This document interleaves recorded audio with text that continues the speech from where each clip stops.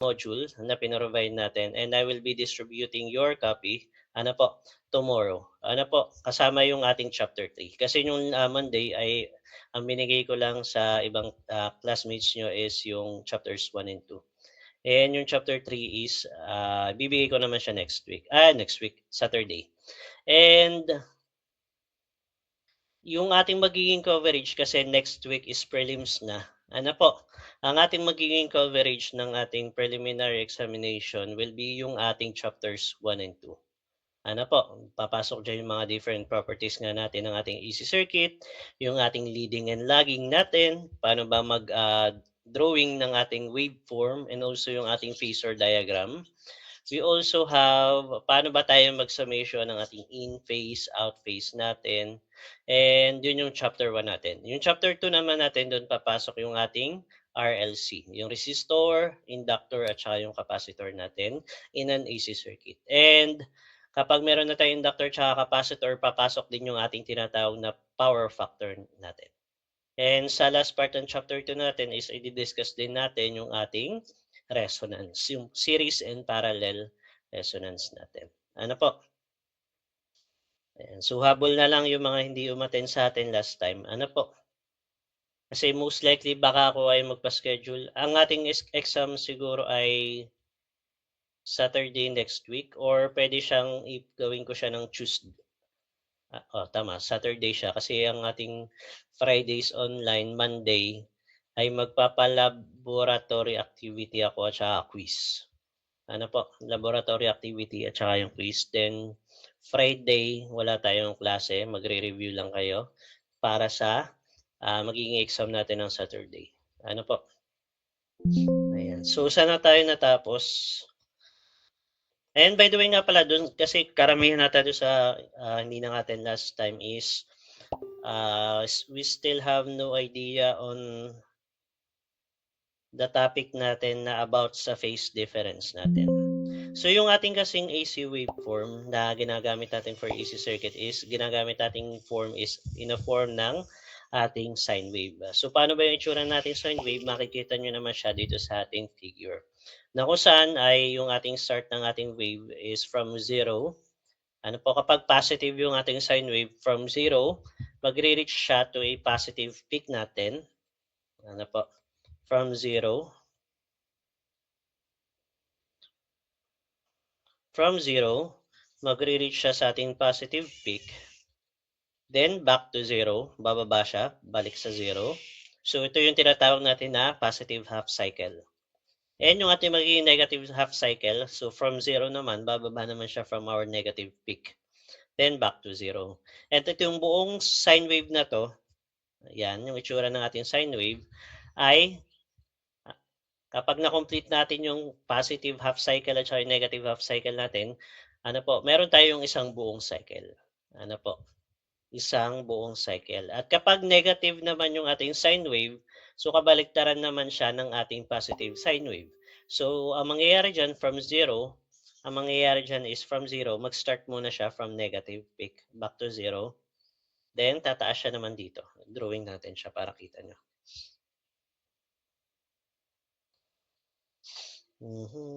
Kulay blue. Yan. Bababa siya ng negative peak back to 0. Then from 0, tataas siya ng positive peak, then back to 0. Ito yung ating negative na sine wave. At ito naman yung ating positive sine. Nakukuha ba yon sa mga bagong dating lang natin? Ay, bagong attend ng ating klase. Ayan. Then, dito, makikita nyo rin sa figure natin dito, meron tayong tinatawag na in-phase, positive phase, at saka yung ating negative phase. So, kailan ba natin sinasabi na yung ating phase ay in-phase? So, kapag yung ating sine wave, or pwede natin sabihin na cosine wave, sine wave, cosine wave, ay, nasa reference vector siya mag-i-start. Kung ang ating reference vector, as you can see here at the left side ng ating figure, nag-start siya from 0 natin sa origin natin, dun siya mag-start from 0, then up to our positive peak, then back to 0, then down to its negative peak, then back to 0. So yun yung ating usual na reference vector. Lagi siya magsisimula sa 0. And kapag meron tayong ibang waveforms, sabihin natin meron tayong current or voltage na nag-start din siya ng 0, ano po, tapos tumaas siya ng positive peak, then bumalik siya ng 0. So, ang ating tawag do'n is in phase do'n. Ano po, in phase yung tawag natin do'n. At kapag siya ay halimbawa makikita niyo naman dito sa padalawang figure natin, ano po, nauna siya. As you can see here, wala pa siya sa 0, 'di ba? Ito yung ating origin na dito sa point na 'to. Ikaw ba tatao? Hindi naman. Nandito tayo sa ating origin, ito yung origin natin. Kapag siya ay nasa left part ng ating origin, nag-start yung ating 0 papunta sa peak natin, yan po yung tinatawag natin na positive phase natin. Ano po? Kaya makikita natin sa equation natin dito sa baba, which is ito yung equation natin na ginagamit natin for sine wave natin na positive phase. Ano po? So magkakaroon tayo dito ng positive P dito. Unlike do sa in phase natin dito kanina, yung ating equation ng ating voltage or yung current natin is sine omega t lang. Wala siyang plus, wala siyang minus P nakukuha. Kapag siya nag-start, nauna siya mag-start sa ating origin. Ito yung ating origin, di ba? Kung ito-drawing natin siya, kung ito-drawing natin yung ating reference vector, lipat natin sa taas.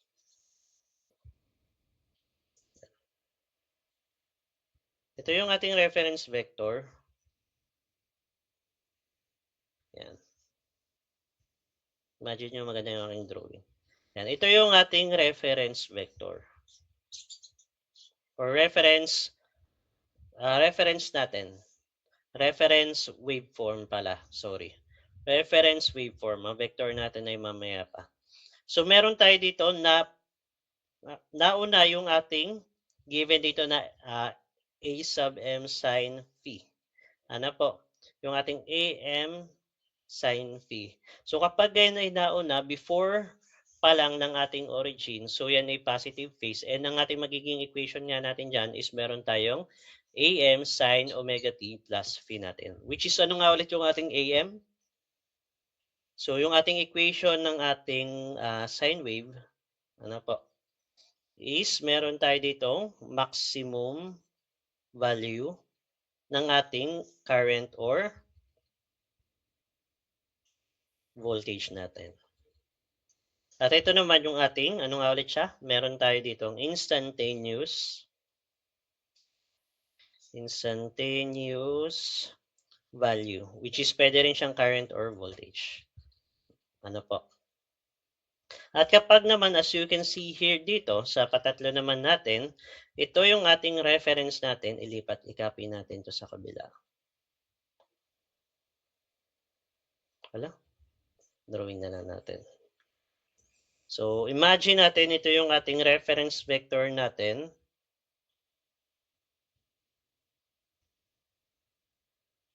Yan. Ito yung reference vector na naman, sala si sir. Reference waveform natin.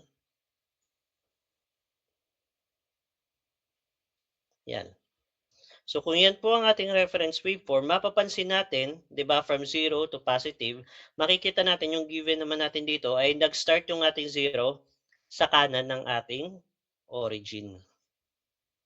At kapag yan na sa kanan ng ating origin, meaning to say, na-delay siya. Or meaning to say, napag-iwanan siya. Nag-start na yung ating reference at 0, while yung ating si third figure here dito is mag-start pa lang siyang tataas. Ano po, at this given point. Ano po? Dito pa lang siya nag-start mag-0. Pataas. Sir, bakit po ang figure natin dito ay meron pa tayong guhit din? Ibig sabihin, dito siya nag-start po. Hindi po. Ang lagi nyo titingnan, to, sabi ko nga katulad yung isang araw, kung tayo ay magsisimula from 0, papunta sa positive peak, ang ating reference, ganun din yung susundan nating guidelines for our different values natin or different waveforms natin na makikita sa graph. So tulad dito sa third figure natin dito, nag-start siya mag-0, ano po, at this given point. napag-iwanan siya, nasa kanan siya. Kaya ang tawag naman natin dito sa phase na 'to is negative phase natin and makikita natin sa equation natin meron tayong AM sin omega t minus P. So yun yung pagkakaiba-iba ng ating phase difference values. At kapag siya nga ay positive value, siya po yung tinatawag natin na meron tayong tinatawag na leading or siya yung ating alternating quantity in which ano po yung ating one quantity reaches its maximum or zero value earlier as compared to the other quantity. Kung i-compare natin siya sa reference vector, reference waveform, nauna siya. Katulad yung ating positive phase dito. And yung ating lagging naman, kaya siya tinawag na lagging, napag-iwanan, naglalag siya, na-delay siya. So ito naman yung mga quantities natin na nag-reach siya ng maximum or nag-start siya ng zero value later than the other quantity or yung later than our reference waveform. Nakukuha ba yung ating difference ng ating dalawa? Hindi ko na madi-discuss yung mga iba nating topic yung last week, yung Monday since mahaba-haba din yun. Pero basic lang naman siya. So kung titingnan natin dito, ano po, yung ating dalawang voltage dito, meron tayo ditong V2, meron tayo ditong V2 at meron tayo ditong V1. And mapapansin natin dito, yung ating V2 is leading. Nauuna siya by 90 degrees compare sa ating V sub 1. Ang ating V sub 1 nasa reference waveform siya, while yung ating V sub 2 ay nauna na siya nag-start magkaroon ng cycle compare sa ating V sub 1. Kaya pwede natin sabihin dito sa ating given example na to na ang ating V2 leads V1 by 90 degrees. Nakakasunod ba yung mga bagong dating? Very good. And yan, upon discussion din last time, meron din tayo, kasi yung ating sine wave ay same naman din siya na itsura ng ating cosine wave. In following yung ating trigonometric identities natin na diniscuss sa inyo yung high school, ano po, while using this trigonometric identities natin to, pwede nating ma-prove yung ating magiging wave ng ating cosine wave. Ano po? Since meron tayong sine wave na reference vector, kapag ginamit natin siya dito sa ating trigonometric identities, kinompute natin dyan, pwede natin mapalabas yung ating cosine omega t. Imagine natin yung ating sine omega t as our reference waveform. Ang ating cosine omega t is pwede rin natin siya makuha using this one. Ano po? Meron tayong sine omega t plus 90 degrees. So meaning to say, kung siya ay sine omega t plus 90 degrees, tingin ulit tayo dito.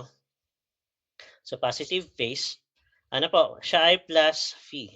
So meaning to say, kung siya ay plus 90 degrees, yung ating cosine omega t, di ba nakalagay doon, sine omega t plus 90 degrees, ay ang makukuha daw nating value using trigonometric identities is meron daw tayong cosine omega t. So kung titingnan natin yung positive phase natin dito, pwede nating masabi na yung ating cosine omega t, ano po, ay nauuna po siya or leading siya sa ating sine omega t by 90 degrees. Kung titingnan natin siya sa ating waveform, ito yung ating waveform. Ang ating sine omega t ay dito siya mag-i-start sa ating reference. Ito yung ating sine omega t. While yung ating si cosine omega t is dito siya mag-i-start. Ano po, by 90 degrees. Yan. Copy na lang natin para magmumukha sila.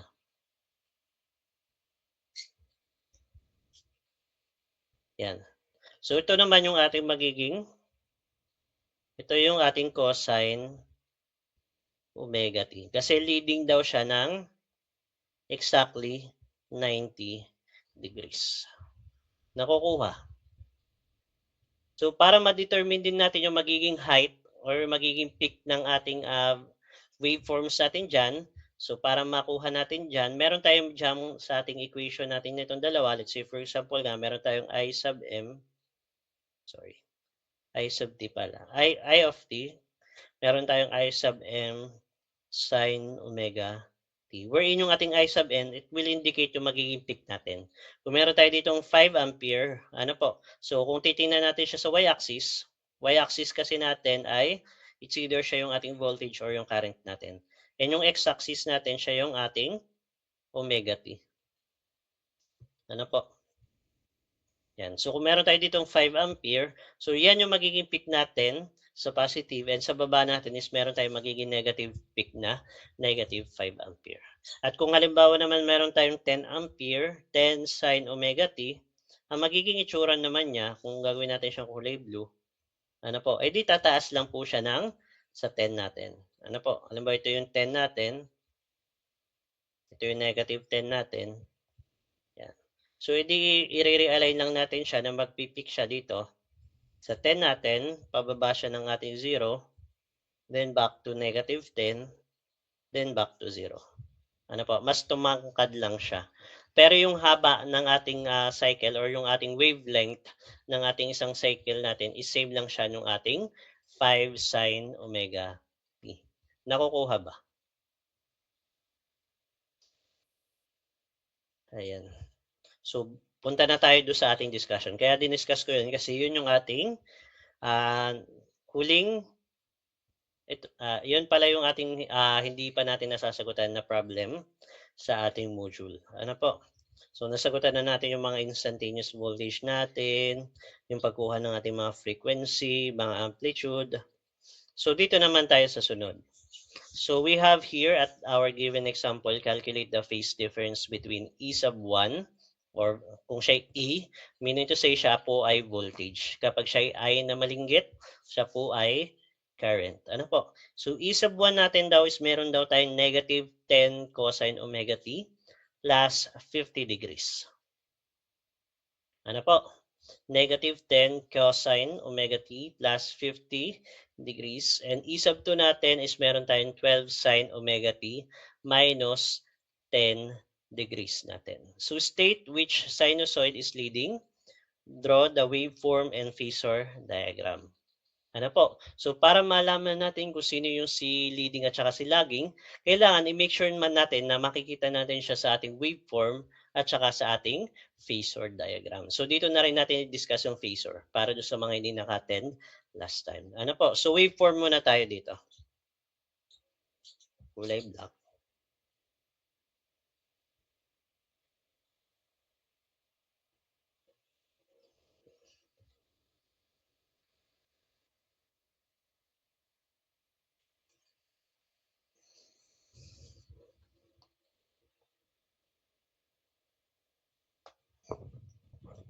Tapos meron daw tayong 10 at saka 12.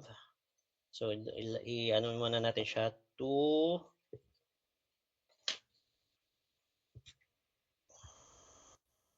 Wait lang po ha. Nag-iinit lang yung aking phone.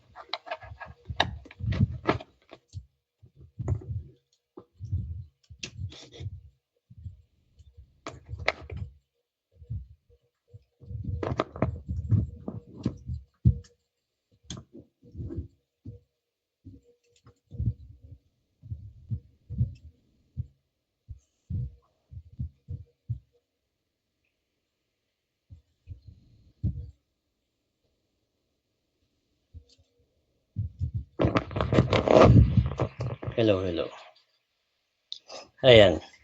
So, i-plot muna natin yung ating magiging dalawang given na values. So, meron tayo dito 2, 4, 6, 8, 10, 12. Sala, hindi pala siya pwede. Tapos sa baba ay meron din tayong negative 2, negative 4, negative 6, negative 8, negative 10, negative 12 natin. And anong ating unang given? So meron daw tayong negative 10 cosine omega t plus 50 degrees natin. So nasan nga ulit yung ating cosine omega t? Siya po ay positive 90 degrees. So hindi pala, sorry. Siya ay leading siya ng 90 degrees. So pakaliwa siya. So meron tayo dito, sabihin natin ito yung ating negative 90 degrees, negative, masyadong malinggit. Yeah. So ito ay negative 45 na lang. Tapos negative 90, negative 135, then negative 180. Tapos ito naman is meron tayo ditong 45, 90. By the way, yung ating isang buong cycle ng ating wave is meron tayong isang revolution or meron tayong 2 pi. Ano po? 135, 180, 200, ano nga to? 225, tama ba? 225, 270, 315, at meron tayo 360. Ano po? Yan. So ito yung ating omega t. Ito naman yung ating voltage or E. Yan. So unahin natin yung E sub 1 natin. Negative 10 cosine omega t plus 50 degrees. So ang ating negative 10 cosine omega t ay saan siya mag-start? Sabihin natin yung ating E sub 1 ay kulay blue. So negative 10 cosine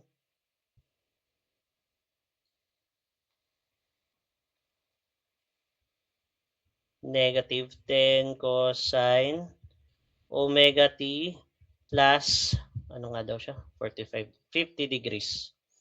50 degrees. So, i-plot muna natin kung nasaan yung ating cosine omega t. Cosine omega t, ang cosine omega t nga natin ay dito siya mag-start at this given point. But since, ano po, ito yung cosine omega t. Dito siya mag-start, hindi ko na siya drawing ng ayos. Kasi hindi naman siya yung ating hinahanap. Ang ating hinahanap kasi ay cosine omega t plus 50 degrees. So kung meron tayong plus, sabi ko sa inyo nung discussion, kapag plus siya, ano po, pakaliwa siya. At kapag siya ay minus, siya naman ay pakanan. Nakukuha. So tayo ay magpapakaliwa, since ito ay plus, pakaliwa tayo ng 50 degrees. So 90 degrees, negative 90 degrees plus, negative 90 degrees minus 50 degrees. Kasi pakaliwa tayo, di ma-minus natin yung 50 degrees. So nasa 145 siya, tama? 50 plus 90 is meron tayong 140, tama? Negative 140. So papatak siya dito sa negative 140 degrees. Nakukuha ba yon? 50 degrees. Medyo makapal siya. Baka hindi nyo mabasa ng ayos. Yan, 50 degrees yung kanyang mamumove pakaliwa. Ano po? So mag-start tayo sa negative 140. And titingnan nyo sa ating given is negative 10 yung value niya. Kapag negative 10 ang value natin, ano ang mangyayari dyan? Sabi ko kanina, kapag positive sign, pataas, from 0 to positive. Kapag negative sign, from 0 down to negative. Ganun lang din yung magiging positive at saka negative cosine natin. So kung positive siya, mangyayari pataas siya. Kung positive. Ano po, pero since ang ating given is -10, ano po, -10, so pababa ang ating mangyayari dito. So kung siya ay 140 degrees, ano po, sabi natin ay isang buong cycle natin, one cycle natin ay meron tayong 360 degrees or meron tayong 2 pi na buong cycle. Ano po? So mangyayari natin diyan sa positive natin na half cycle, so pag reach siya sa 90 degrees natin, sa negative half cycle naman natin, so siya ay papatak naman siya ng 270 degrees. Kung titingnan natin siya dito sa, saan ba yan? Maayos nating drawing. Yan dito. Yan. So magre-reach siya dito sa positive natin, 90 degrees. Kung mag-start siya ng reference natin. At sa 270 degrees naman, yung ating negative peak. Ano po, edi mangyayari, edi plus 90 lang tayo ng galaw pa kanan. Plus 90, then another plus 90 para bumalik siya na 0. Then 90, magpipik siya, then another 90 back to 0. Ano po? Kapag yung ating omega is 2 pi. Ano po? So tayo ay from 140 plus 90. Negative 140 plus 90, saan siya papatak? Negative 140 plus 90 sa 50 degrees. Tama? Ito yung ating 50 degrees. Yan. Kaya sabi natin is negative 10 yung value natin. So, nasan ba yung negative 10 natin dito? So, ito yung negative 10. Ito yung negative 12. Ito yung 10. Ito yung 12. So, unahin natin yung pababa.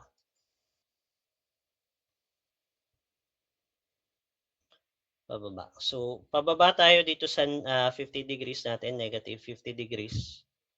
Hanggang negative 10. So, maggagawa tayo dito ng curve. Yan. Napunta dito sa ating negative 10. Tapos plus 90 tayo degrees para bumalik siya ng 0. Okay tayo doon?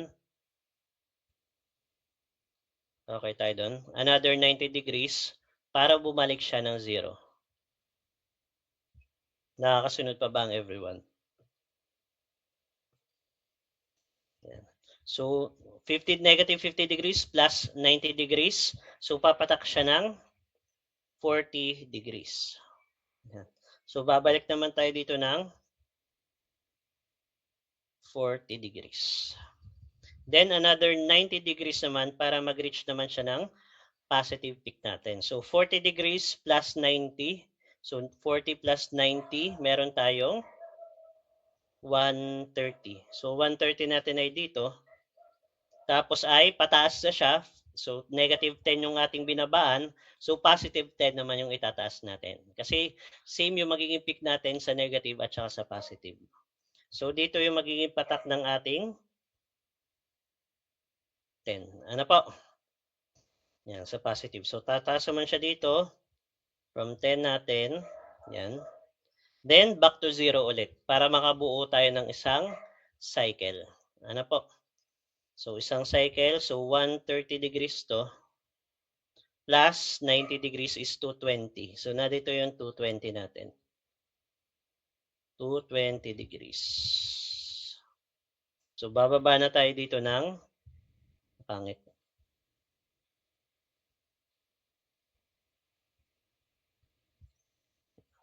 So, ito yung magiging, ito yung given, makukuha nating E sub 1 sa ating waveform. Nakukuha nyo ba? Pwede nyo siyang i-dire-diretso. Ano po, edi plus 90 lang kayo ng plus 90. So, pwede nyo itong i-diretso, ganyan. Ano po, hanggang kayo magsawa. Ano po. Pero yung 10 cycle natin, pwede nating hanggang dyan lang. Yan. Next naman tayo, E sub 2. Gawin naman natin siyang kulay. Ano kaya magandang kulay? Kulay green, para ibig sabihin ni pasa. Ano, kapag pula, bagsak. Yan. E sub 2 naman tayo. Sa E sub 2. E sub 2, anong ating given? 12 sin omega t. Tama. E sub 2. E sub 2 naman natin is meron tayong 12 sin omega t minus 10 degrees volts. Nasaan nga ulit yung reference natin? Saan tayo mag-start kapag reference natin? Ang ating ginagawang reference natin is always sin omega t at 0 degrees. So kung titingnan natin dito, narito yung ating sin omega t. Pero, anong ating twist dito? Meron tayo dito negative 10 degrees. Saan po yan, sir? Pakaliwa o pakanan? Sinong may sabing pakaliwa? Taas ang mag-react kayo ng haha kung siya ay pakaliwa ng ating reference. React naman kayo ng puso kapag pakanan naman yung ating negative 10. Ayan. So, tama naman. So, pakanan tayo. Sinasabi nga natin dito, kapag siya ay negative, siya ay pakanan. So, tayo ay from the reference natin, sin omega t, ano po, mag-move tayo ng 10 degrees. So, nasan po ang 10 degrees? Andito sa part na to siguro. Medyo, yan dito. Siguro tama naman. Hindi. Galaw pa natin ng konti. Diyan. So, ito yung 10 degrees natin. Ano ba yung given natin? Positive or negative? So, ang given natin is meron tayong 12 sin omega t. So, kung 12 siya, so dito tayo mag-start. Positive siya. So, from 0 to positive. Pero kung siya ay negative 12 sin omega t, edi pababa ang ating mangyayari. But since 12 sin yung ating given, positive siya, mag-start tayo from 0 to positive. Ano po? So, 10 tayo, 0 natin siya, plus 90, papatak tayo ng 100 degrees. Tapos, yung magiging peak niya ay hindi siya 10, kundi 12. So, nasaan yung magiging 12 natin? So, na dito sa part natin to. Sir, may ruler kayo dito, ano? Oh, may ruler nga, pasensya na po. Hindi ko siya naisip. Yan. Kaya sa exam natin next week, kailangan nyo magdala ng ruler.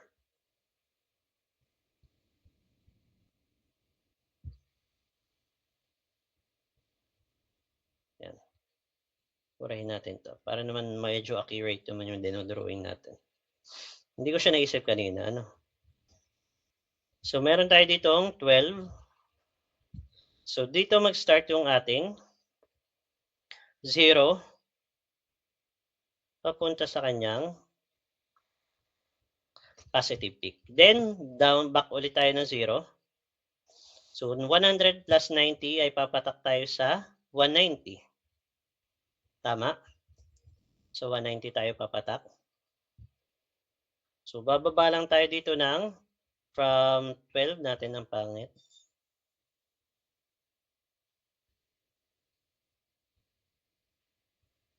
Bakit siya naging tuwid? Hindi ko siya makuha ng ano. Siguro magaling dito mga kaliwete.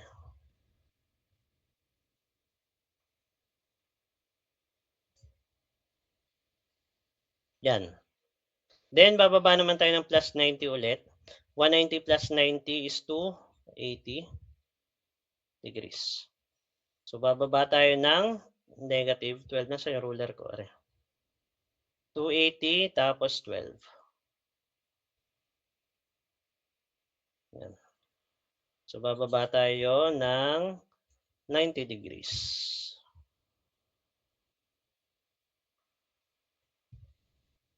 Then, back to 0. So, 280 plus 90,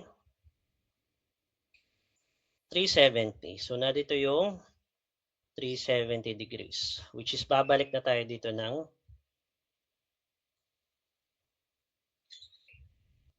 ito na yung magiging E sub 2 natin. Nakukuha nyo ba yung ating waveform diagram? Yan. Sige, drawing nyo muna yan. Balik tayo ng 1:50 p.m. Ayan. Titigan nyo muna maigi para tayo ay dire-diretso na mamaya.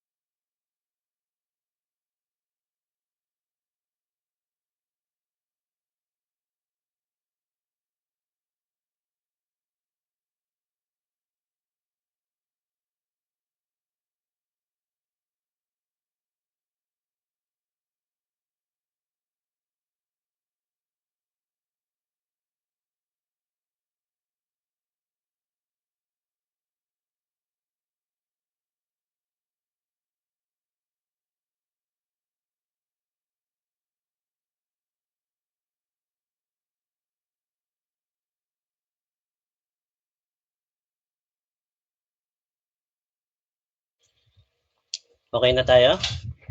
So, ano ba yung hinahanap natin sa tanong? So, bale, calculate the phase difference daw. So, kapag phase difference yung pinag-uusapan natin, i-compare natin yung dalawa nating waveform dito. So, yung isab 1 at saka, isab 1 natin at saka yung isab 2. So, state which sinusoid is leading. So, based dito sa ating na-drawing dito, ano yung nagli-lead? Yung ating isab 2 or yung ating isab 1? Sa chat box natin. Sino yung nagli-lead at sino yung nalalag? So, blank natin. Blank leads, medyo makapal. Blank leads blank by how many degrees? Yan. E1 daw leads E2. E sub 1 leads E sub 2 daw by 150 degrees. 150 degrees daw. Huwag niyong kakalimutan ha, yung diniscuss ko yung huli, yung Monday. Ang sabi ko, kapag tayo nagko-compare ng ating phase difference, kung tayo ay mag-uumpisa from 0 to positive sa isa, dapat yung isa ay 0 to positive din. Kung yung isa na may mag-start siya ng 0 to negative, hahanapin nyo din yung magiging 0 to negative nung kabila. Okay ba tayo doon? So, alin yung tamang sagot natin? Si E1 ba nag-lead sa E2?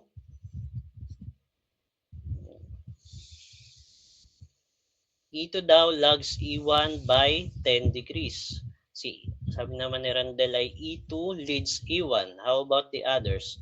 Sino nagsabi na ang nauunay si E2 compare sa, sino nagsasabi na ang nagli-lead sa ating dalawang sinusoid is E1?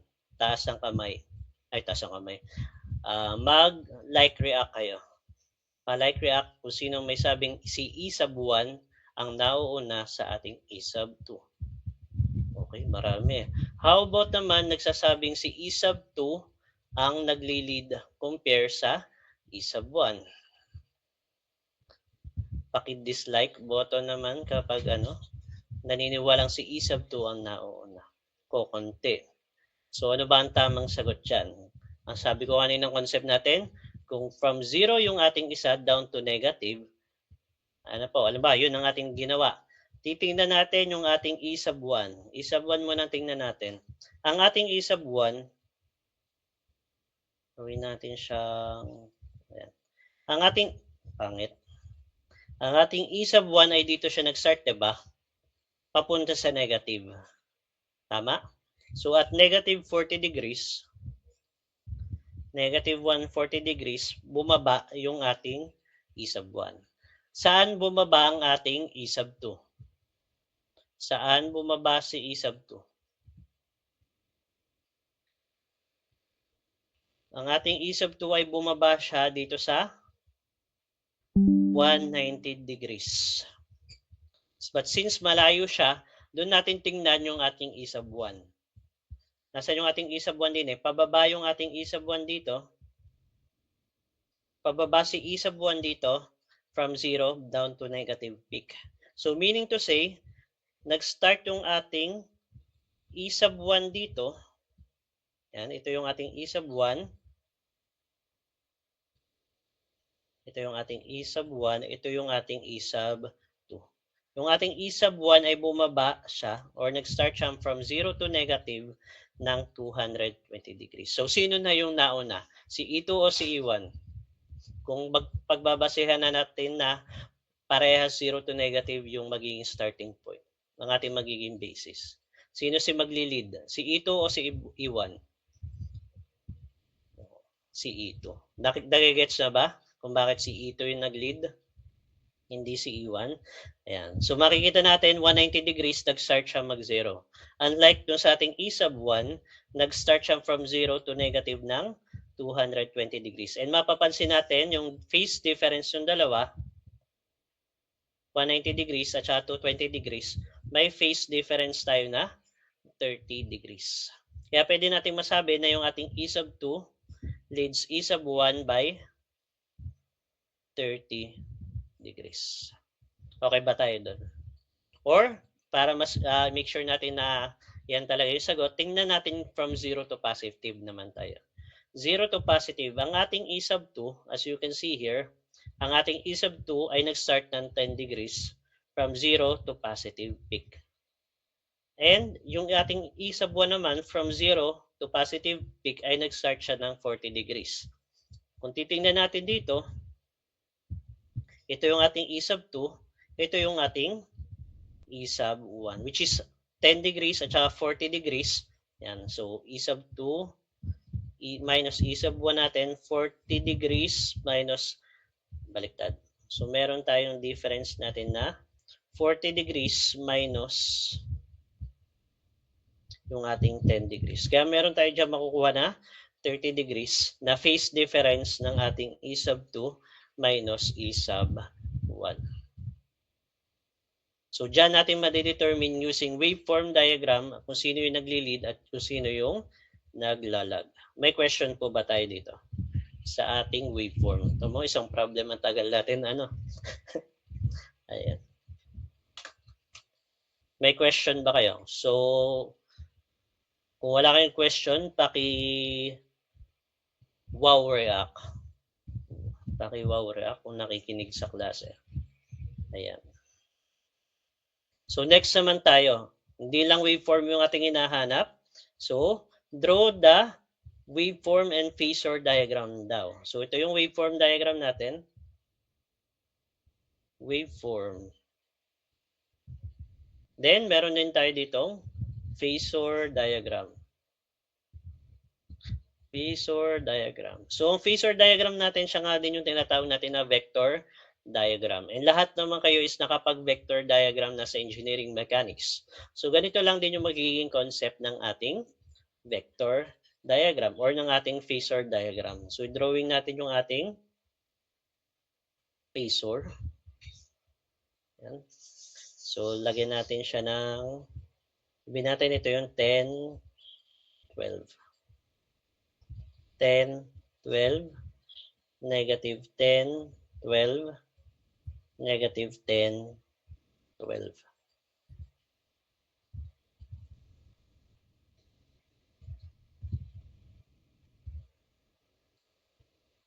Negative 10, negative 12. And sabi nga natin, last time, sa phasor diagram natin, same din siya ng concept ng ating waveform. Mag-start siya ng 0 degrees ang ating sin omega t. So, yung sin omega t natin ay nasa 0 degrees po siya.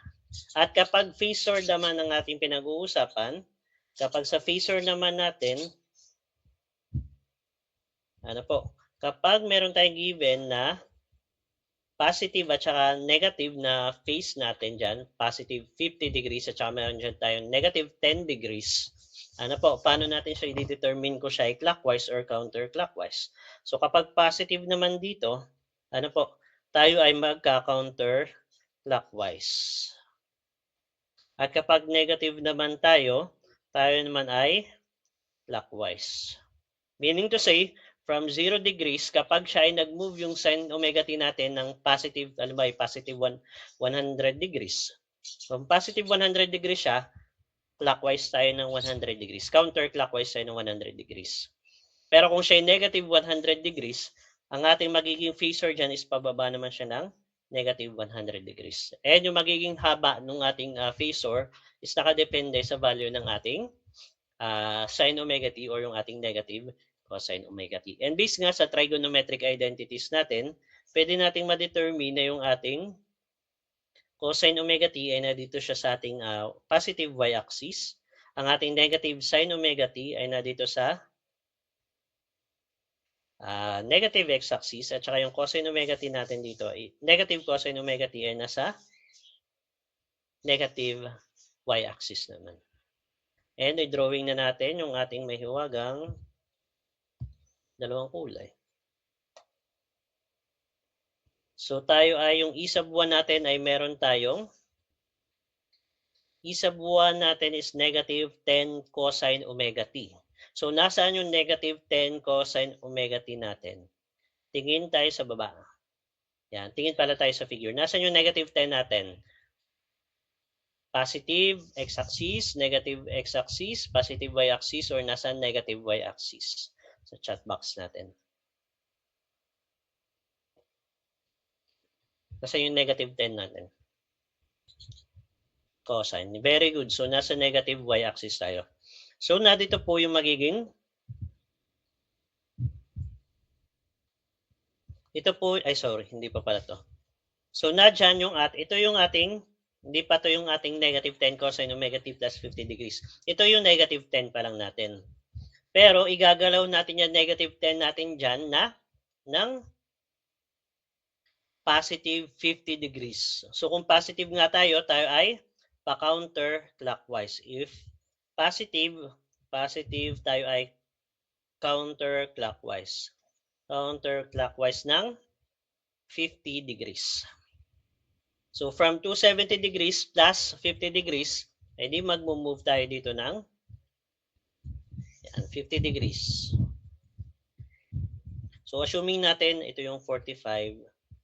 Ito yung 45. Edi ibig sabihin parang na dito siya.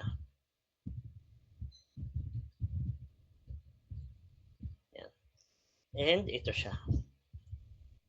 So, ito na po yung ating, burahin na natin yung iba.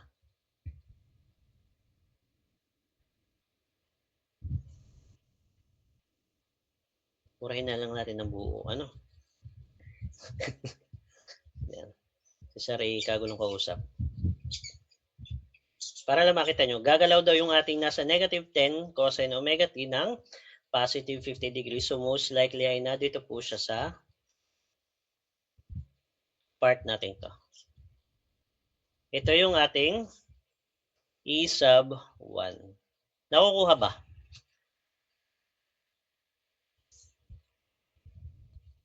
Then, how about naman po yung ating mahiwagang E sub 2. Nasaan yung ating E sub 2? Kulay green. Kulay green is 12 sine omega t minus 10 degrees. Nasaan yung ating 12 sine omega t? Ang ating 12 sine omega t ay nandito po sa ating positive x-axis. Ito po yung 12 sine omega t. But since ang given natin is negative 10 degrees, kapag negative daw tayo, anong susundin natin? Counter or clockwise? So, clockwise po tayo. Clockwise kapag negative. So, clockwise. Yung kanina ay meron tayong counterclockwise.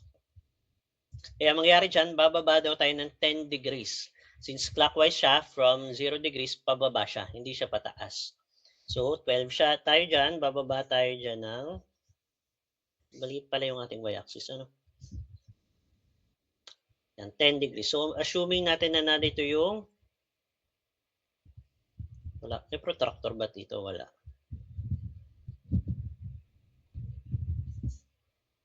Yan. Ito po yung magiging negative. Ito po yung ating E sub 2. Ang ating E sub 1 ay ito po. And as you can see here, paano natin malalaman po, sir, sa phasor diagram kung sino yung nagli-lead at saka kung sino yung naglalag. So, ang pagbabasehan natin dyan is counterclockwise. Kung sino yung nauna ng counterclockwise natin, counterclockwise. Yeah, ba't ganyan na kulay? Kulay red.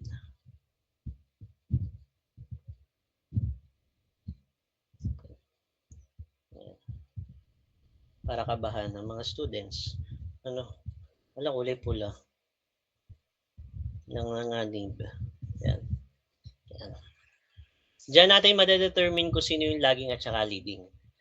As you can see here, malapit na sa 0 degrees yung ating E sub 2 compare sa ating E sub 1. Ang nangyari, kung umikot tayo, nag-start tayo ng ikot from 0, pa-counterclockwise, yung ating E sub 2 makakabalik na sa ating sine omega t or sa 0 degrees, while yung ating E sub 2 ay, or yung ating E sub 1 pala ay nadun pa lang sa around 270 plus 50 degrees. So, nasa 320 degrees pa lang. Nasabi yung, yan, wala na naman yung blue. Ay, magpalit ng kulay. Dito pala. So, ito ay 550 degrees. While yung kulay green natin ay meron tayong 10 degrees dyan. So, pwede nating masabi dito na yung ating E sub 2 leads E sub 1 by how many degrees? Tingnan natin yung magiging phase difference natin dito. Yan. So, itong ating right triangle na to is meron tayong 90 degrees. Ano, di ba? So, 90 degrees natin, minus natin, meron tayong 50 degrees dito sa baba na nakain ng ating E sub 1. At yung ating E sub 2 is may nakain siyang 10 degrees. So, pwede natin siyang masabi na meron tayong 30 degrees na phase difference ng ating dalawa. And that is how we use phasor diagram naman ng ating sinusoids. Ano po? Yung ating mga voltage at saka yung ating current. May question naman dito. May question ba tayo?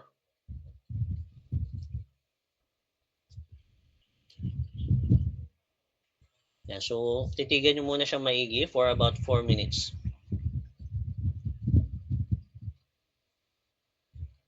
Balik tayo ng 210.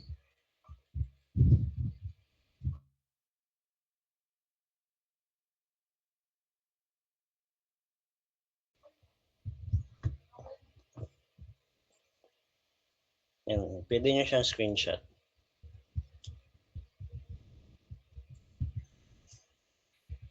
One, two, three, smile. Ano? Ito alisin.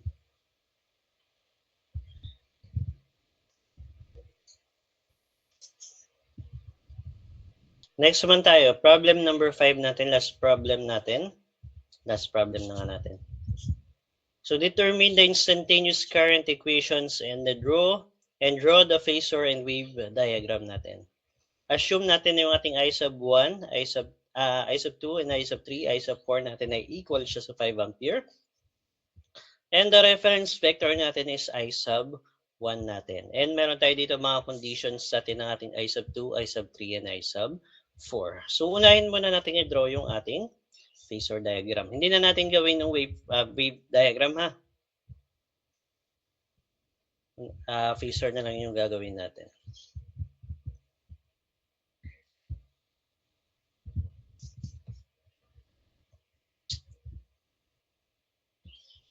Sige, gawin na rin natin at mahaba naman ang ating time. So, meron daw tayong 5. So, gawin natin siyang 5 here.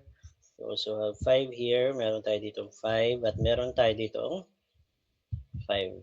5, negative 5, negative 5. At meron tayo dito 5. And ito yung sin omega t natin. Then, sabi daw natin dito is yung ating reference vector daw natin is meron tayong 5 ampere. So, nasaan po si 5 ampere? Kulay yellow. Sabihin natin si I1 natin. Ang I1 natin is 5 ampere. Nasa reference vector daw siya. Kung reference vector siya, so ibig sabihin nasa 0 degrees siya. Ano po? So, yellow tayo dito hanggang 5.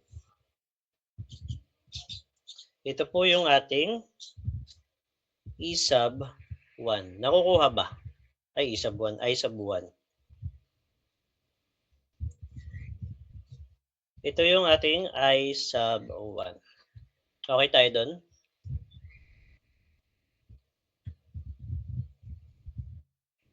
Next naman tayo. How about yung ating I sub 2, I sub 3, I sub 4? Sabi natin dito, I sub 2 leads I sub 1 by 45 degrees. So kung nagli-lead siya ng 45 degrees, ano nga sabi natin? Para malaman natin siya kung nagli-lead, ano po. So dapat ay nauuna siya sa counterclockwise natin. Ano po? So counterclockwise natin, nauna daw siya ng 45 degrees. So pataas tayo dito. So meron tayo ditong pataas sa 45 degrees para ma-determine natin yung ating I sub 2. Which is ang I sub 2 daw natin is meron daw tayong leading daw by 45 degrees. So kulay green tayo. So meron tayo ditong 45 degrees assuming natin nandito siya sa part na to. So ito yung ating magiging I sub So, leading siya. So, ang leading natin is pa-clock tayo dito. Pa-clockwise. Then, how about naman doon sa ating I sub 3? Sabi natin si I sub 3 daw is leading then by I sub 1 ng 30 degrees. So, 30 degrees lang siya. Ibahin natin yung kulay para may distinction tayo ng iba't ibang currents natin. Kulay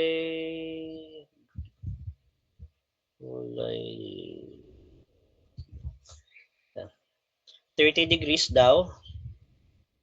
30, 60. So, nandito siya sa araw na to. So, from 0 natin. So, meron tayo dito 30 degrees. Which is meron tayong I sub 3. Nakukuha ba?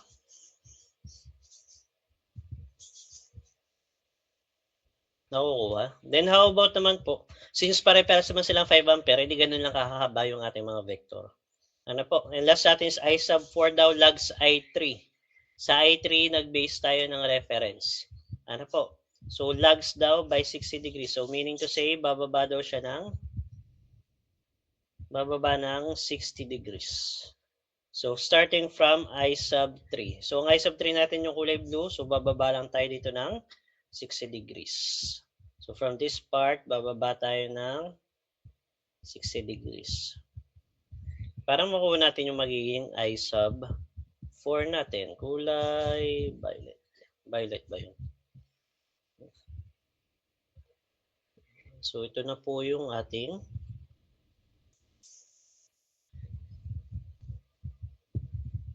I sub 4. Nakukuha ba?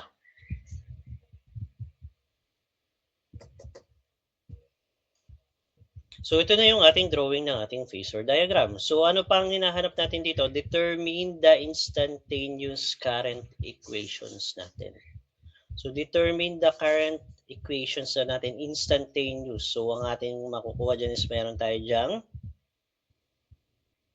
I sub 1, meron tayong I sub 2, I sub 3, at meron tayong I sub 4.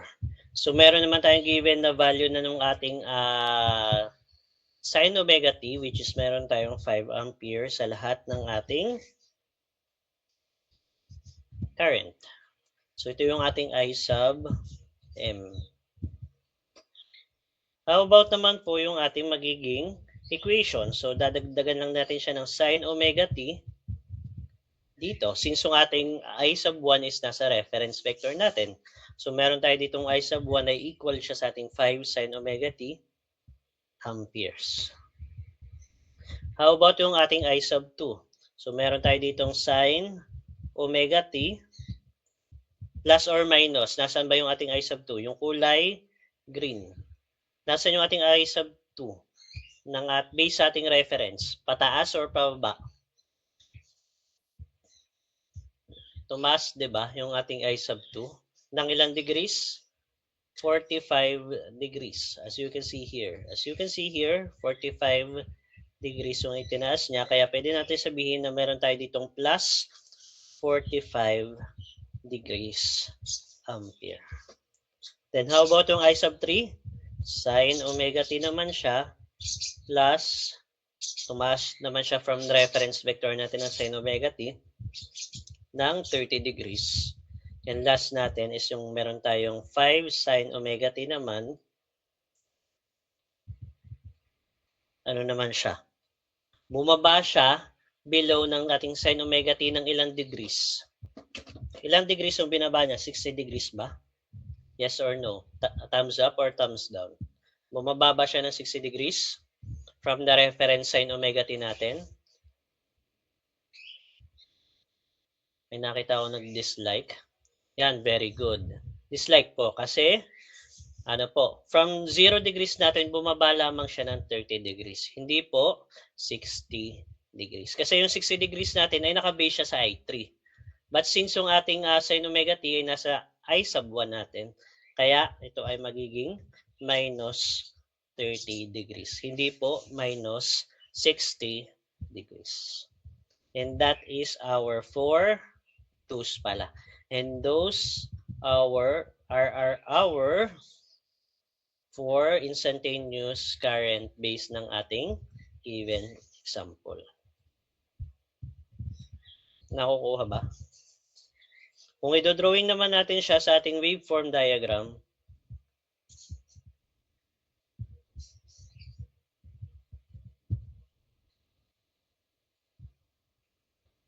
i-drawing natin siya sa waveform diagram, ito yung 5 natin, ito yung negative 5 natin, and yung ating reference daw natin is meron tayong sin omega t, yung ating I sub 1, hindi ko na nilagay na 1990 ha, basta ito yung 90, 180, ito ay 270, then ito ay 360. Ito yung ating I sub 1. And sabi natin si I sub 2 daw natin ay leads I sub 1 by 45 degrees. Kapag leads daw tayo, ano nga mangyayari kapag leads? Pakanan or pakaliwa? Kaliwa, kanan, kaliwa. Kaliwa. Alin? Kaliwa or kanan? Saan mag-move yung ating I sub 2? Kung siya'y leading. Kung siya'y leading, anong ibig sabihin? Nauuna siya mag-0 to positive. Nasaan siya? Kaliwa or kanan ng ating I sub 1? Kaliwa po. Very good. Nang how many degrees? 45 degrees. Ito yung 90 natin. Negative. So, nandito yung ating start ng ating hindi pala siya buo. Try ko siyang buuin.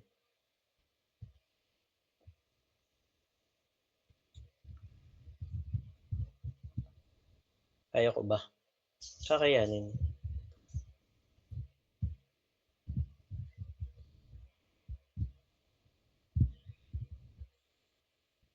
Yan, pangit. Yan mo na. Ayan. Basta yan. Ayan.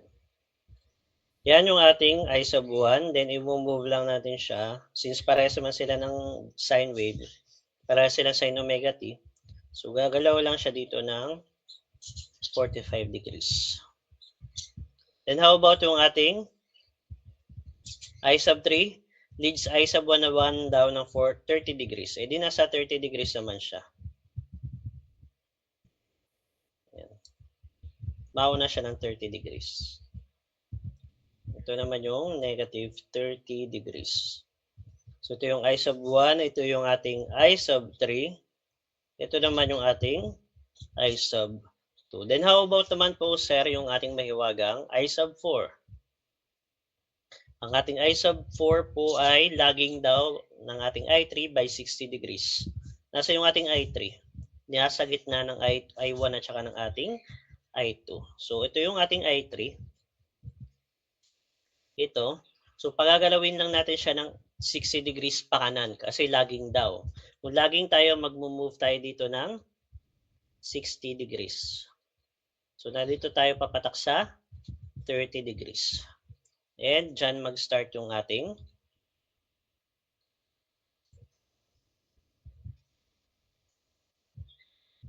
I sub 4. Ito yung ating I sub 4. Nakukuha ba? Ayusin ko to. Mga pag pinicturean nyo yun, malito kayo.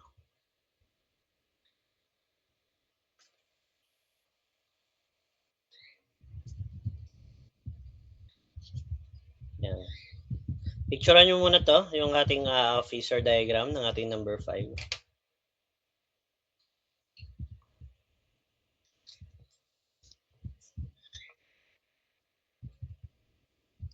At picturean nyo to.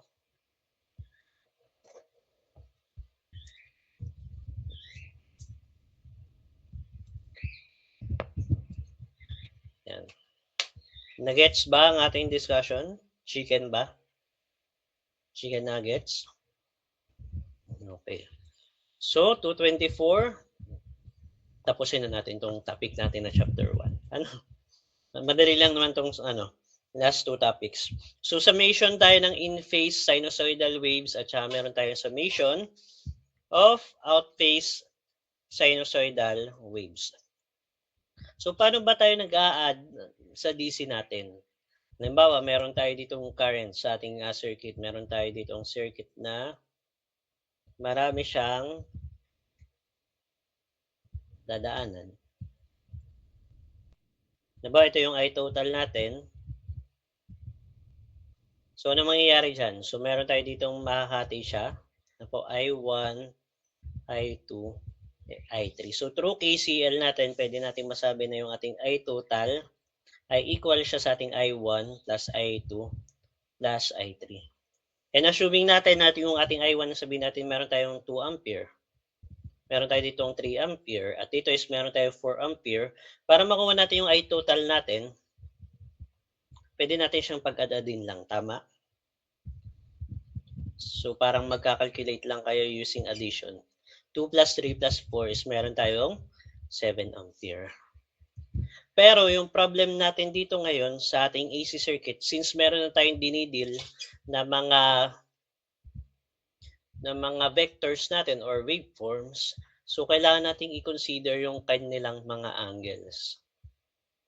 At kapag dito sa summation of in-phase natin sinusoidal waves, ano nga sabi natin kapag in-phase?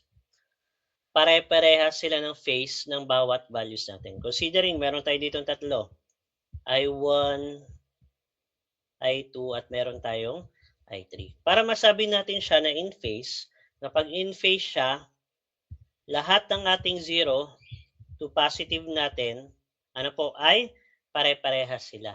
Positive peak. As you can see here, dito sila nag-start.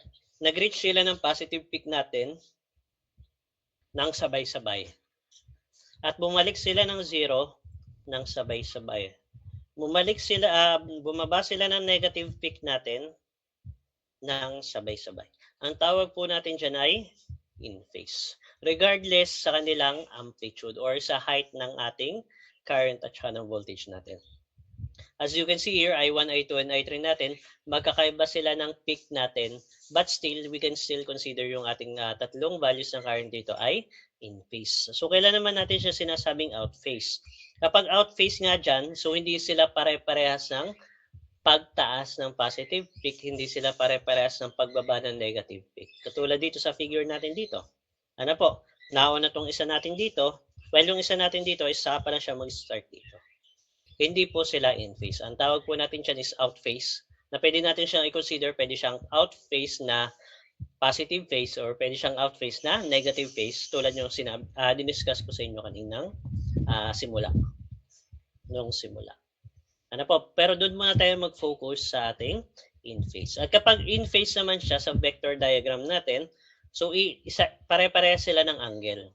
Tulad dito, yung ating I1, I2 at saka yung ating I3 dito ay lahat ay nasa 0 degrees.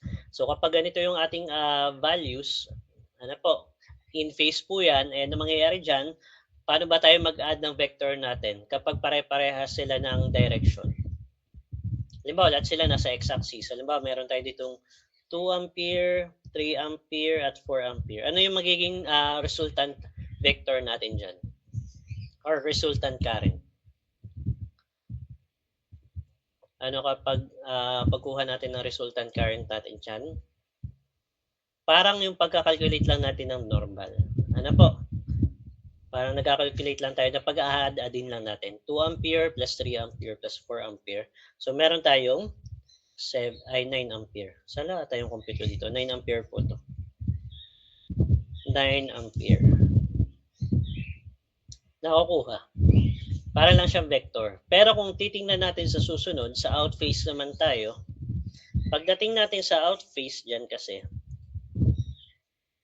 sa outphase naman natin, kapag dinrawing natin siya sa phasor diagram natin, halimbawa, yung ating I sub 1 ay nadito sa, ito yung I sub 1 natin.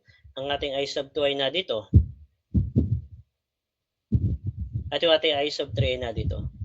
So, paano natin kukunin yung total current natin dyan? Kapag pinag-add natin yung tatlong yan. Halimbawa, yung ating I1, I2, I3, kapag dinrawing natin siya sa circuit, ganito nga yung kanyang itsura. Para makuha natin yung I total. Paano natin siya makukuha?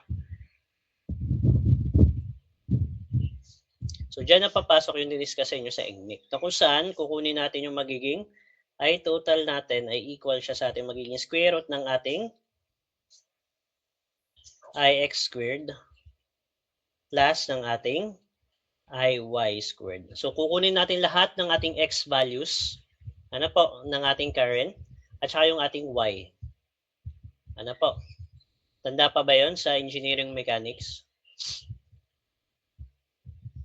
Kumbaga, halimbawa meron tayo ditong I1 natin ay equal siya sa 5 bar angle 0 degrees.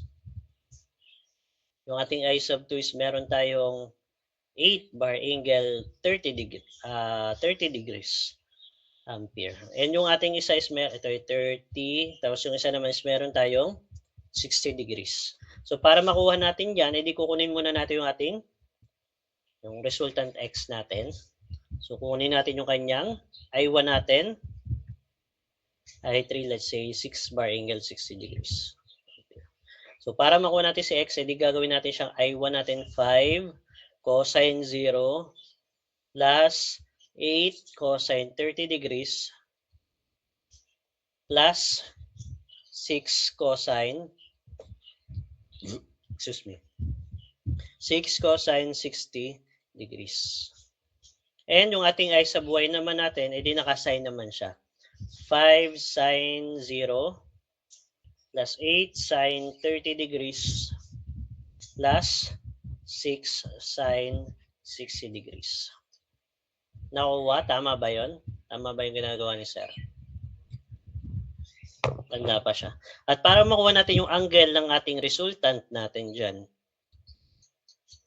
para makuha natin yung angle natin dyan, pwede natin gamitan ng SOHCAHTOA, which is meron tayo dyan inverse tangent natin ng TOA, opposite over adjacent natin.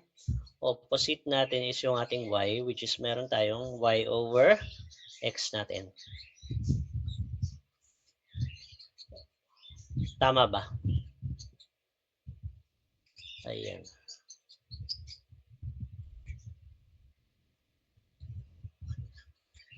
So, yan po yung ating pag-compute ng ating kapag meron tayong out of phase na summation. Ano po, halimbawa yung ating circuit is ganito, I1, I2, I3, I4 sa AC circuit, pero may iba-iba silang angle. Hindi nyo siya pwedeng rectang 5 plus 6 plus 8. Kasi iba yung mapapalabas nyo.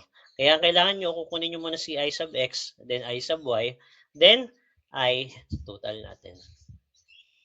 Para makuha nyo yung magiging resultant angle natin, edi kukunin natin yung ating inverse tangent ng ating y over x.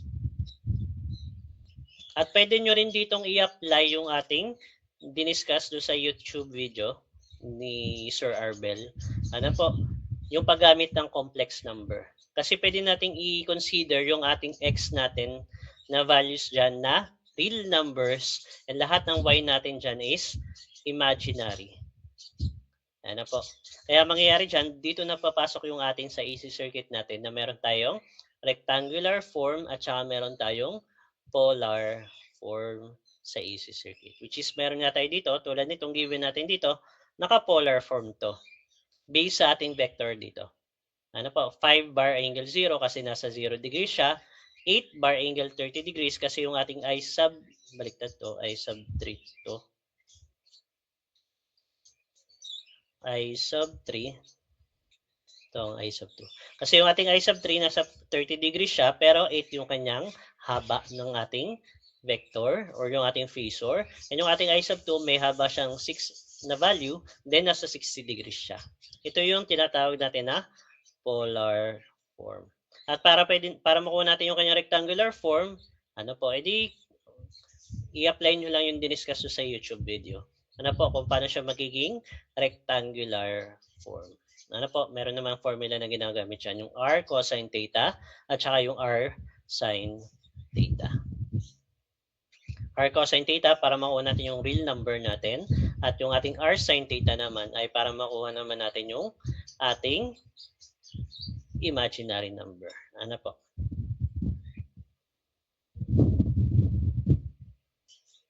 Which is yung ating sa polar form. Ang polar form kasi natin ay in the form ng R bar angle theta. And yung ating rectangular form naman ay meron tayo ditong z ay equal siya sa x plus jy. Para makuha natin si x, so kukunin natin yung r cosine theta. Yung ating y, makuha natin siya using r sine theta natin. Para makuha natin yung rectangular form ng ating complex number. 5 cosine 0, then meron tayong 5 sine 0. Para sa ating I1 na rectangular. Sa ating I sub 3 naman na rectangular, 8 bar angle 30 degrees. So meron tayong 8 cosine 30 at meron tayong 8 sine 30. And yung ating I sub 2 naman, meron tayong 6 cosine 60 at meron tayong 6 sine 60. Pero meron naman sa calculator na shortcut. Ano po? Kasi may complex number naman sa calculator. Sir, sa exam, anong ating gagawin? Titingnan ko anong gagawin natin. Bahala na si Sir Arbel. And by the way, as per announcement kanina ni Sir Rick Marta is, okay lang daw na hindi pare-parehas ng exam per section. So, swerte kayo. Kasi madaling mag-exam ang sir. Hindi, sa bagay, isa lang naman yung instructor sa atin na mahirap pag-exam, based on your experience. Sino ba mahirap pag-exam na na-experience nyo?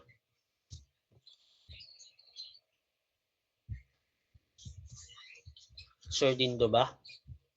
Si Ma'am AC? Sir Dean? Sir Willem? Sino? Basta hindi ako, Ako yung pinakamabait. Baka exam nyo nga ay 1 plus 1 nga lang. Wala, baka hindi nag-aaral, Magugulat na sa exam 0, Yan, summation of out of phase naman natin. Na-discuss ko naman kapag out of phase siya, hindi ganito yung susundin nating format. Sample tayo. The current in a given conductor is represented by the geometric sum of the two currents natin, whose equations natin are I1 is equal to 15 sine omega t, and I sub 2 is equal to 20 cosine omega t conductor. Kapag conductor nga, di ba, pinag-uusapan natin dalawang linya ng kuryente. Tama ba? May dalawang linya daw tayo ng kuryente. Yung isa daw, yung I1 natin, ay meron tayong 15 sine omega t. At yung isa naman is meron tayong I2 na 20 cosine omega t. So, kukunin daw natin yung ating RMS value of the current in the conductor natin.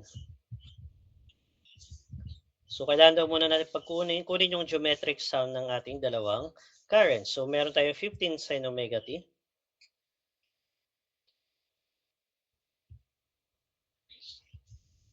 At saka meron tayong ampere at meron tayong 20 cosine omega t.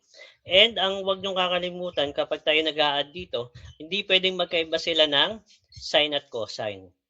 Gagawin natin parehas sila. So para maging fix yung ating ginagawa lagi, sine omega t lagi yung reference natin as our reference vector or waveform natin. So kung gagawin natin itong vector or gagawin natin itong polar form, o ito yung reference natin sa bar angle, 0 siya. Tama ba? 15 bar angle, 0 degrees. While yung ating 20 cosine omega t, so convert muna natin siya sa sine omega t. So meron tayo ditong 20 sine omega t plus 90 degrees. Tama ba? Kasi yung ating isang cosine omega t ay equal daw sa sine omega t plus 90 degrees. Ampere. And saka pa natin siya i-convert into polar form para makita natin kung ano siya in polar form. So, meron naman tayo ditong 15 bar angle, anong degrees?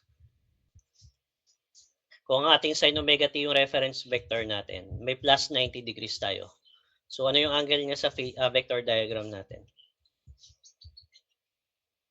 So, bar angle ano siya? 45, 90, 120, 150 sa chat box. Bilis mo ng ating 20 bar angle 90. Very good. At kung siya sine omega t minus 90 degrees, edi 15 bar angle. Ay, sorry. Bakit 15? 20 pala to.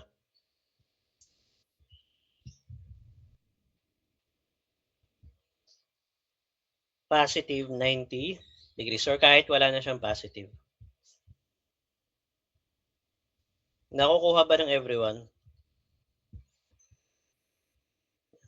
So, ang sabi dito, geometric sum daw. So, para makuha daw natin yung total current natin, so kailangan natin pag-addin yung I1 at saka yung ating I2. Wherein meron tayo ditong 15 bar angle 0 plus meron tayong 20 bar angle 90 degrees. Kung i-drawing natin siya sa ating vector diagram or phasor diagram, narito yung ating I1 at narito yung ating I2. Okay po. So, mangyayari dyan, kukunin natin yung I sub x natin. Meron tayong 15 cosine 0 plus 20 cosine 90 degrees, which is yung cosine 90 degrees natin ay 0. Tama?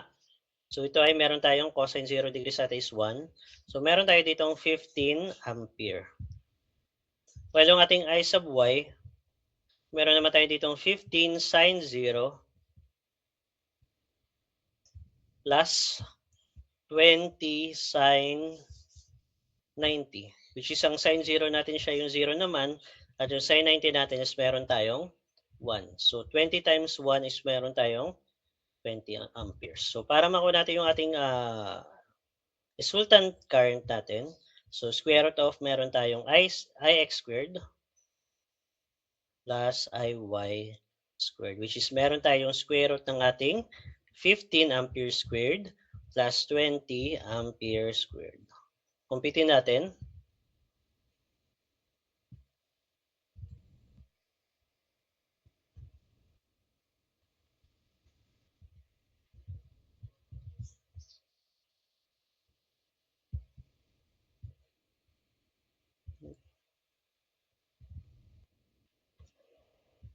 Nakikita nyo pa naman sa screen. Ano? So, 15 square root daw ng ating 15 squared plus 20 squared.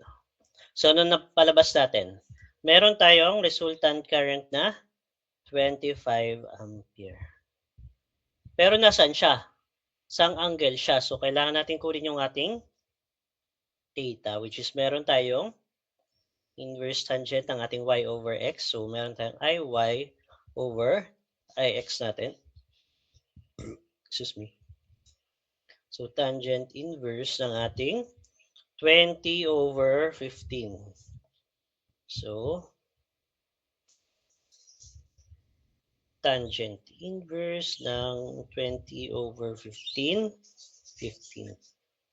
So, meron tayo dito makuha na 53.13 degrees. So, pwede natin masabi na yung ating pinaka-current natin dito ay total natin is meron tayong 25 bar angle, 53.13 degrees ampere.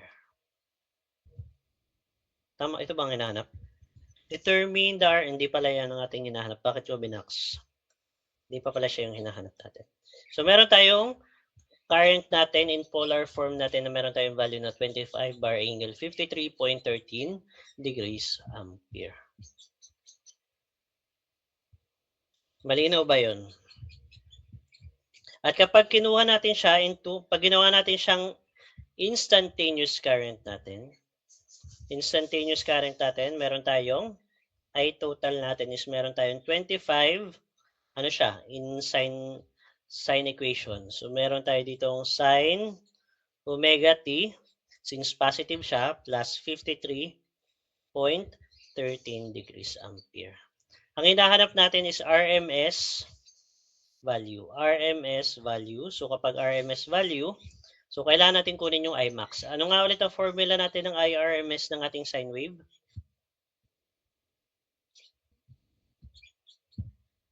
Sa ating sine wave, for sine wave natin,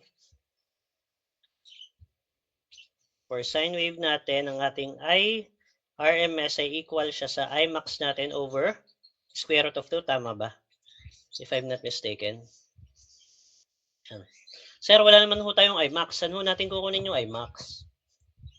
Sabi nga natin, ang ating Imax ay pwede natin siyang makuha sa ating equation ng ating instantaneous current, which is yung ating instantaneous current is meron tayong 25 na I max.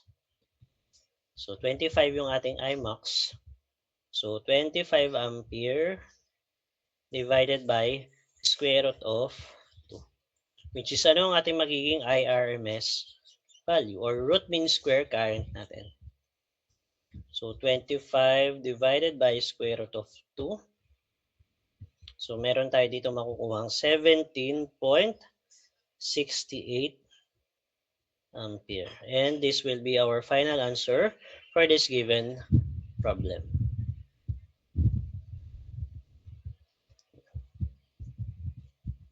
Nakukuha ba? Screenshot nyo muna. Screenshot nyo muna for about 5 minutes. Then I will be teaching you naman kung paano siya pinutin sa calculator ng naka-complex number. Ha? Balik tayo ng 250.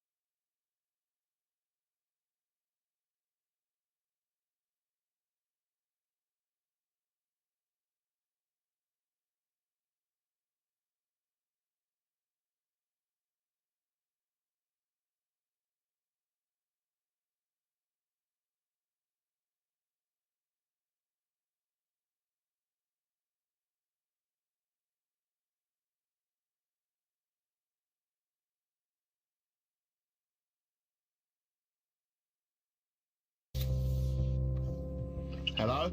Hey. Hey, baby. So can I just put in Fat Daddy's? Just fine, Caden. Hold on, son. Oh, gosh. Come on, baby. Don't shake it, please. That's a 7-pounder. Don't shake it.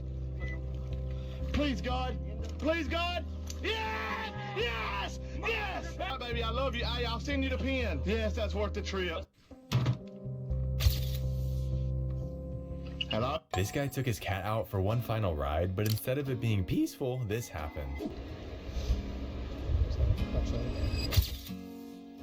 Other cultures?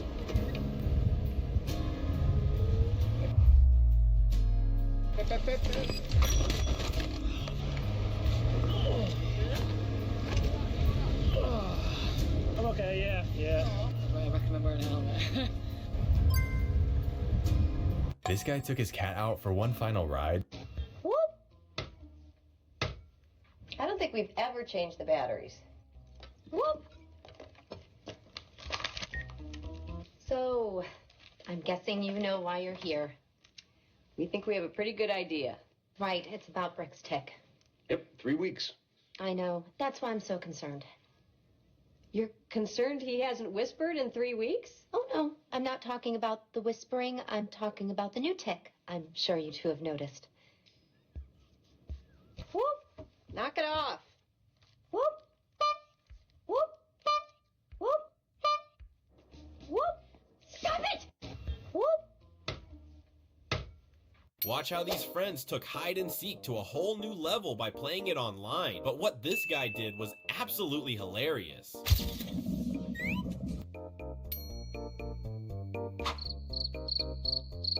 Ready?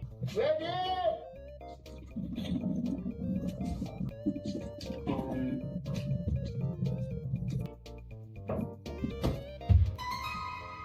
Ready? Dave, you behind the curtain? No! No. Are you on the couch under the quilt? Oh, I was behind the cushion. I could see that. I didn't clock that first. I looked past it.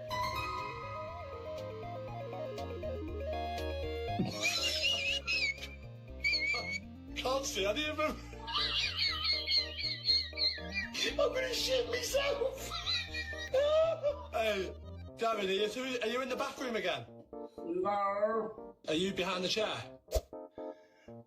Darren, is that you with your head hanging out the sink? No. Darren, is that you behind the fridge? Yeah. Honestly, that's the most invisible hiding spot I've ever seen. Watch how these friends took hide and seek. This man threw a sandbag at a rider in the middle of the race, but there was an understandable reason for his crash out, because he was actually in the race himself. And just moments earlier, they were racing alongside each other until the rider on the left decided to pull off a dirty move. And just like that, he was out of the race. But instead of walking away, he waited Okay na for him tayo. to return. Okay, so may nakalimutan pala ako. Ano? So kapag dinrawing natin sa ating graph, yung ating, sa vector diagram natin, yung mahiwagang I total natin. So saan siya papatak? 53 degrees tapos 25. So nandito siya sa part natin to.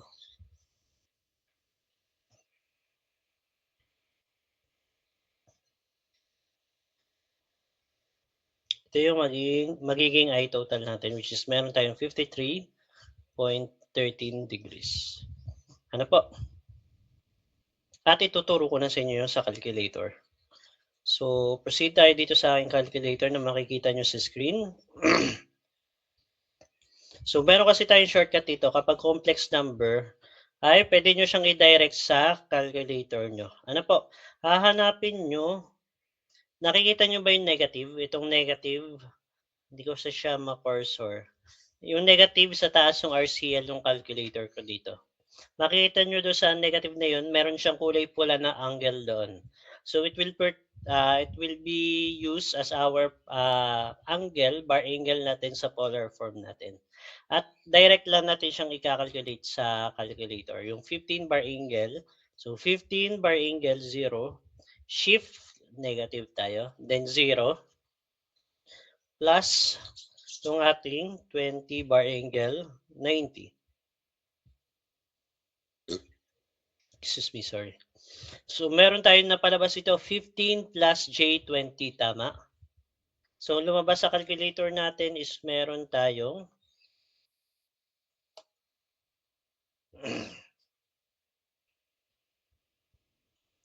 so, using calculator,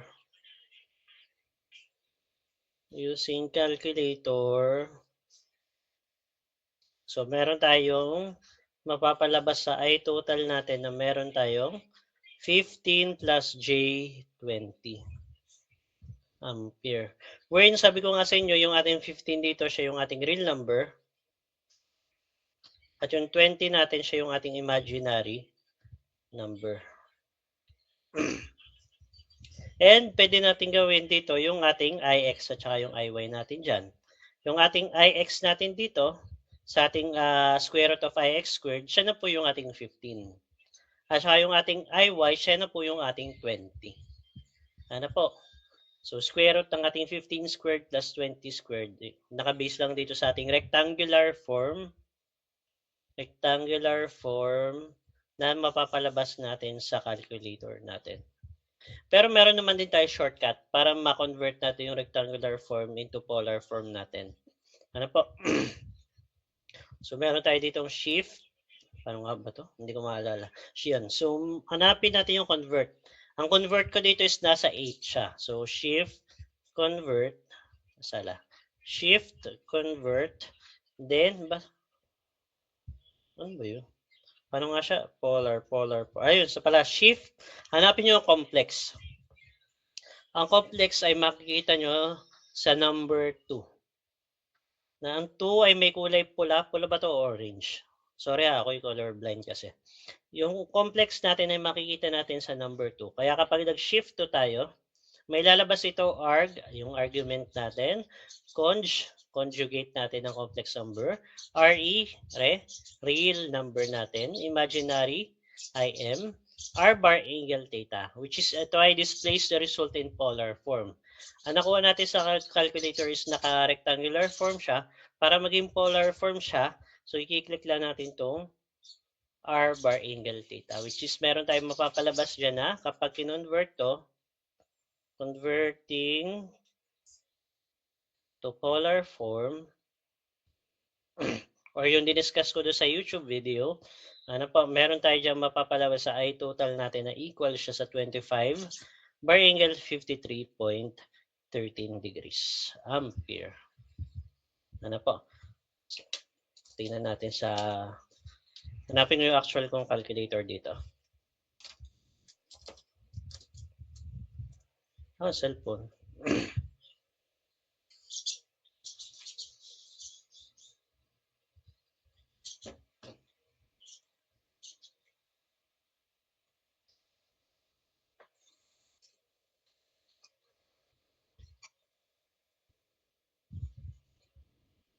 Wait lang ha. Ayan. Try ko yung camera. Camera. Ayan. Nakikita ko? Nakikita nyo yung electric fan. Ayan. Kunin ko lang yung calculator ko para makita nyo rin siya. Para bukas tayo makapag-practice na kayo mamayang gabi. Then, dire-diretso na tayo bukas.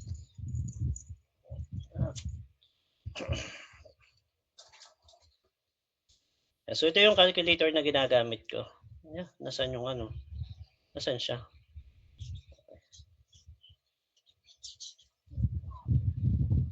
So, on natin siya. So, itatype. Kailangan make sure nyo yung ating nasa calculator natin is naka-complex siya. Yung CPLX. Paano ba natin siya papalitan from computation to complex? So, mode tayo, then yung normally kasi is comp yung ating nasa calculator. So, para maging complex siya, ipipindutin na natin kung ano yung number for the complex natin, yung CPLX. Then 2. Medyo lag lang ang ating live today. Yan. So, lalabas na pa dyan yung CPLX. Nakakasunod ba yung iba? So, next tayo. So, i-type lang natin yung ating value. So, 15. Ang ating angle, nasan yung angle natin dito? Sir, calculate mo, hindi mo tanda kung nasan yung angle. Yun, ang angle natin ay na dito sa part na to. Yung kulay puti, as you can see here to. Yan. Hanapin nyo na lang sa, ano ba yung kulay, canon ba rin yun? Doon sa, yung kulay blue ba yun na calculator? Ay nasa part siya ng negative. Patulad yung nasa screen ko kanina doon sa discussion. Nasa negative minsan yung ibang angle. Ano po, hindi pipindutin nyo lang yung ating shift. Ito. Shift yung bar angle natin. Itong part natin to, i-click nyo lang siya. Then 0 plus 25. 25 nga bang given natin? Ano nga given natin? 20. So 20. Bar angle 90 degrees. Then equal nyo lang siya. Yan, 15 plus 20i or 15 plus j20. So para i-convert natin siya into polar form, then yan, i-click nyo lang tong apps. Ito. Apps. Ito. Then apps, may makikita kayo dyang choices. So, ang kailangan nyo dyan is gawing polar form siya. Ang polar form natin is nasa number 1. So, 1, click nyo lang yung 1. Then, equals. Yan. Lalabas na po yung ating value na 25 bar angle 53.13. Sa mga hindi pa maalam. Ano po? At para ibalik siya sa rectangular form, then, absolute tayo, then A plus BI, yung number 2. Ano po? Then, equals. Babalik lang siya sa 15 plus J20. Okay na tayo doon. Bakit hindi na-close yung ano?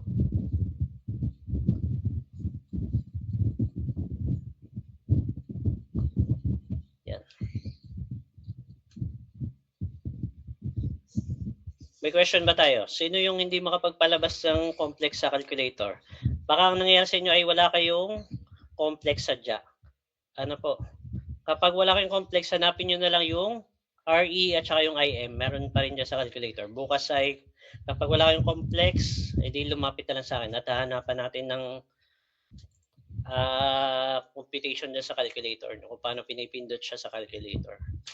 Edi kapag wala, edi kayo magmamatic talaga ang kailangan yung gamitin na solution ay ganito. Kukunin nyo si I sub X at saka si I sub Y. Ano po?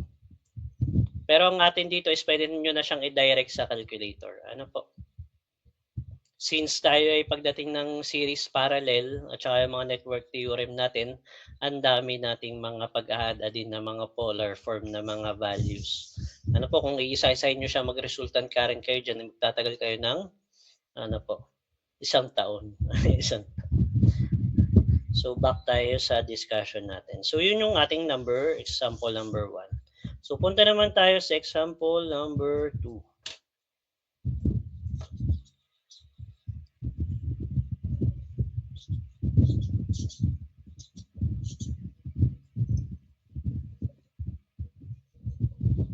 So tatlo naman yung ating loads daw dito. Naka-parallel daw siya. So meron na tayong tatlong loads na naka-parallel. A, si B,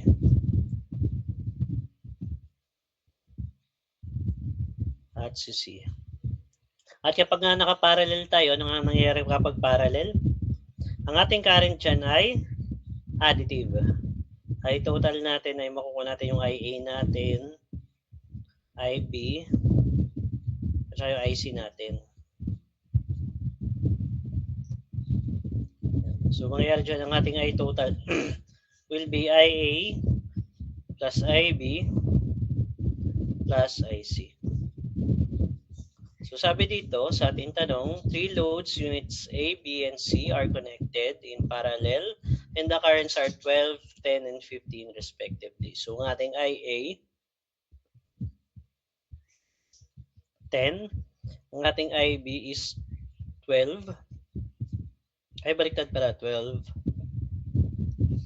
12, 10, at saka meron tayong IC daw na 15 ampere. Yun lang ang magiging twist lang ng problem na to is assuming daw na ang IA natin is yung ating reference phasor. So kung ang ating IA siya yung ating reference phasor, siya yung ating bar angle 0 degrees. Nakukuha ba yun? Kapag reference phasor, nasa 0 degrees. Unless kapag sinabi sa problem na ang gawin daw na reference phasor is nasa 180 degrees. Eh di doon kayo magsisimula sa 180 degrees. Pero kapag wala namang normal na binibigay na ganong given, edi laging rectang 0 degrees yung ating reference. Or halimbawa sinabi, ang ating reference na vector is cosine omega t. Ano po? Edi kung ang ating reference phasor is cosine omega t, edi ang nasa 0 is cosine omega t. Edi ibig sabihin, bababa na 90 degrees yung inyong sine omega t. Ano po? Kung ito ang ating cosine omega t, siya yung ating sample na reference, in-indicate na yun yung ating reference vector, edi na dito yung ating sine omega t.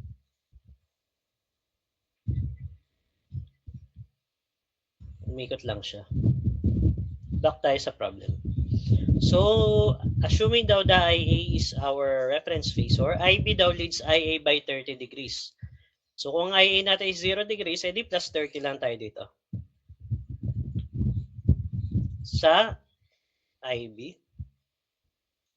And last natin is yung IC daw natin lags behind IA daw by 65 degrees. Kung lags behind siya, napag-iwanan daw siya ng 65 degrees, edi negative 65 po ang ating value po dyan. Nakukuha ba yun? Kapag leads, positive. Kapag lags, negative. So calculate the total current. Ano ha, hindi na natin kukunin yung mga I sub X, I sub Y. Pero kunin na lang din natin. Para bida-bida si Sir. Si Sir bida-bida. At least tapos na sana tayo kinumpute pa yung IX, IY. So kunin natin yung IX natin. So meron tayong 12 cosine 0 plus 10 cosine 30. Hindi ko na dinrawing ha. Kasi makikita nyo naman kung nasan yung angle dito sa given natin. Plus 15 cosine negative 65 degrees. IY natin,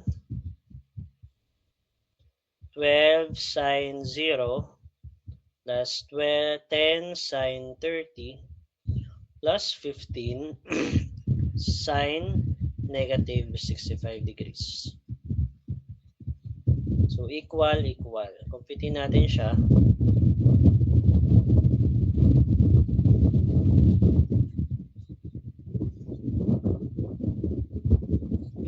Cosine 0 plus 10 cosine 30 plus 15 cosine negative 65. So, meron tayong makuha 26.9995 or meron tayong 27 ampere. Or shift store A na lang natin to. Nakuha natin value, shift, answer. Shift store A. Yan yung next naman natin. 12 sine 0 plus 10 sine 30 plus 15 sine negative 65. So, meron naman tayo ditong negative 8.59 ampere. I-shift store na lang natin siya sa B natin. Shift store B. Then, kunin natin yung ating resultant current natin. Ay total natin ay equal siya sa square root ng ating A squared plus B squared. So, square root ng ating A squared, shift-store na naman natin siya, B squared. So, meron tayong mapapalabas dito na 28.33 ampere. And yung theta natin dyan is meron tayong inverse tangent ng ating B over A, which is meron tayong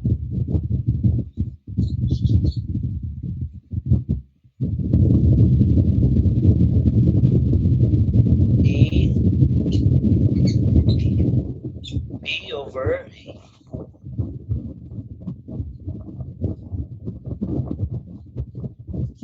So, meron tayong negative, parang sala tayo na palabas ko, ano? Parang napabida-bida sa 66 degrees ampere. Tingnan naman natin siya. Tingnan natin siya sa may ating mahiwagang direct computation sa calculator. So, kunin natin siya. Ay total natin. So, meron tayo ditong 12 bar angle 0 plus 10 bar angle 30 degrees plus 15 bar angle negative 65 degrees ampere. So, anong ay total natin using direct computation sa calculator? So, 12 bar angle 0 plus 10 bar angle 30 degrees plus 15 bar angle negative 65 degrees. So, meron kayong mapapalabas dyan na 26.999527, which is yan yung 27 natin na palabas, na real number. And yung y nga natin, siya yung ating imaginary, which is meron tayong negative 8.5946168055 I. Or siya yung imaginary natin, which is yung y natin na value. At kapag kinonvert natin siya into polar form, so same lang din yung mapapalabas natin.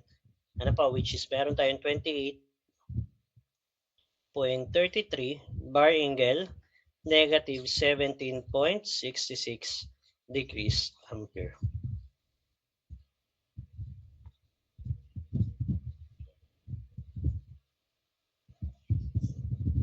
Nakukuha ba? Chicken ba?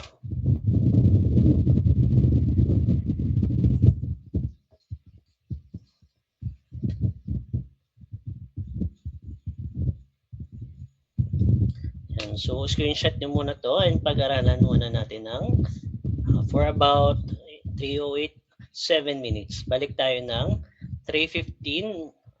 Okay. 3:09 p.m. Ito na kasi yung last topic natin for chapter 1. Last topic natin for chapter 1. So, balik tayo ng 3:30 p.m. 3:30 p.m. Extend natin ng 3:30 p.m. Ano po? Patayin ko muna to.